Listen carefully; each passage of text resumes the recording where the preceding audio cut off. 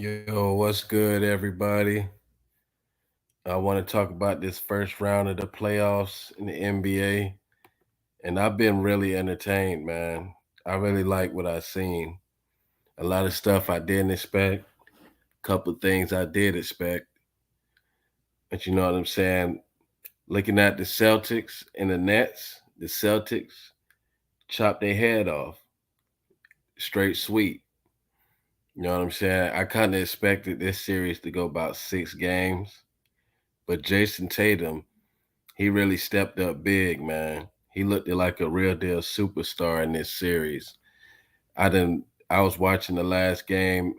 I watched him, get double digits in one quarter. You know what I'm saying? He's passing the ball. The Celtics look like a well-oiled machine right now.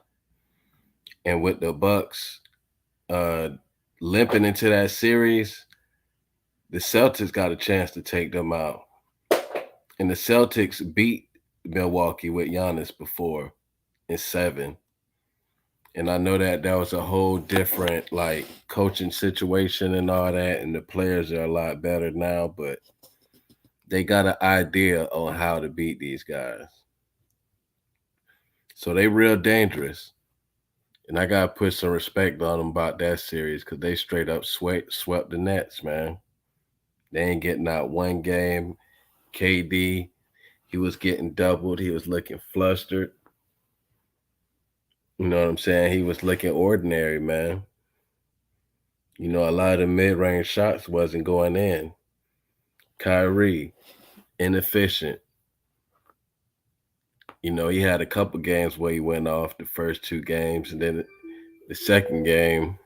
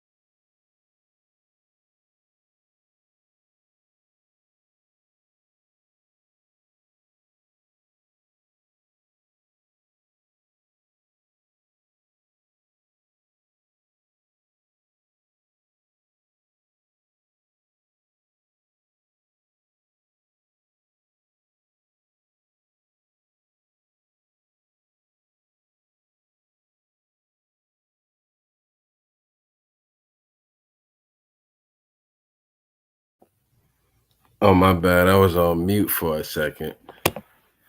But yeah, though, Celtics Bucks finna throw down in the second round, man. And the 76ers and the Raptors, man, this is just a disappointment, a disgrace, man. This was supposed to be a championship formula. And I kind of was, you know what I'm saying, like was finna give them like a honeymoon year, like get them a year to get gelled together. But they look like shit already in the first round. And they playing the Raptors who've been up and down all year. And Pascal Siakam, he looking like how he was when he was playing with Kawhi, but he the number one guy. You know what I'm saying? He really like stepping it up. And now he had the pressure of Scotty Barnes being drafted in the first round. Scotty Barnes, he was looking good. He had got injured around the time they was going down 3-0, but he came back and now he's back into the swing of things. Fred Van Fleet, he's not scoring a ton of points, but he's out there being effective with the passing, with the active hands on defense. I gotta give the Raptors they props. And I ain't gonna lie, I I think they might do pull off these next two games because the Raptors gonna win at home for Game 6,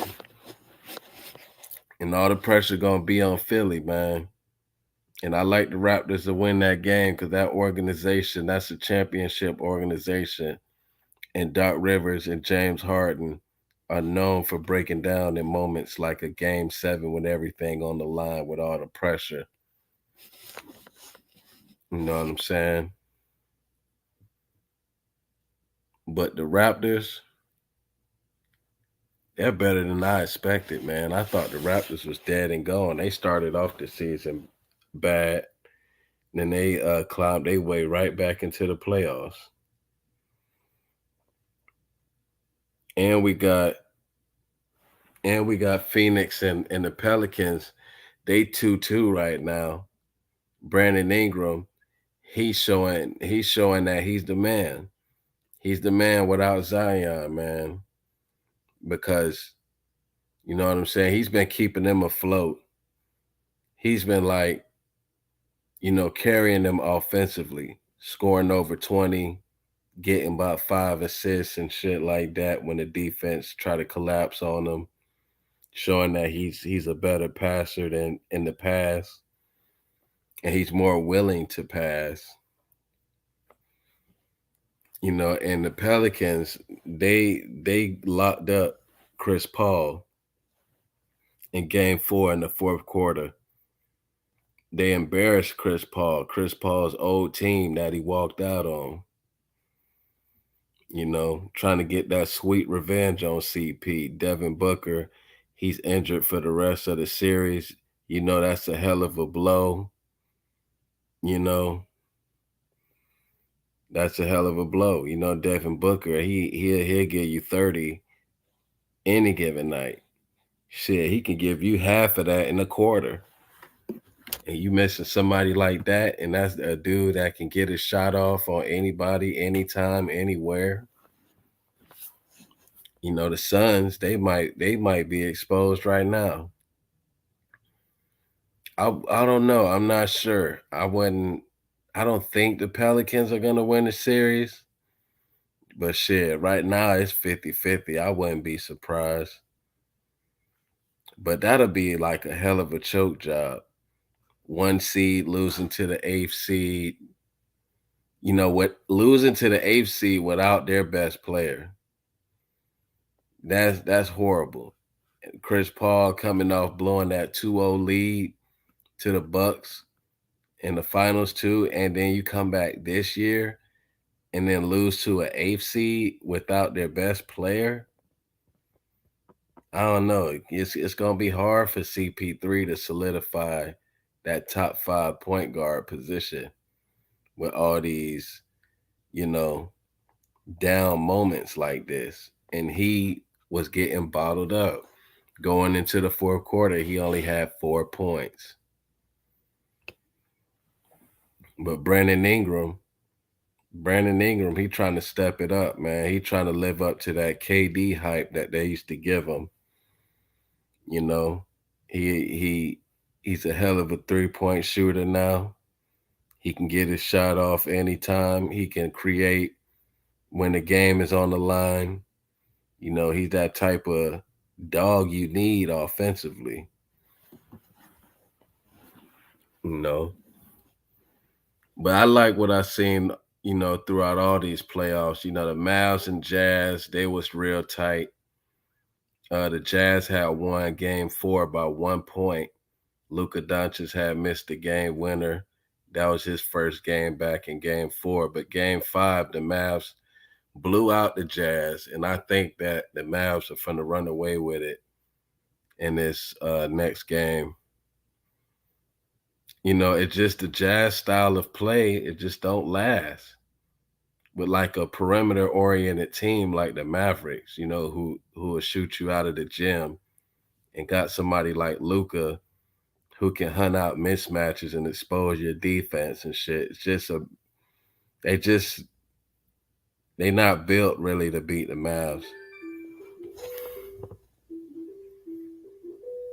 But yeah, though, I got people keep calling my phone. I'm finna get up out of here. I just had to put these takes out. And I like what I see in this first round. The second round gonna be real exciting too. But all right though, y'all. Peace.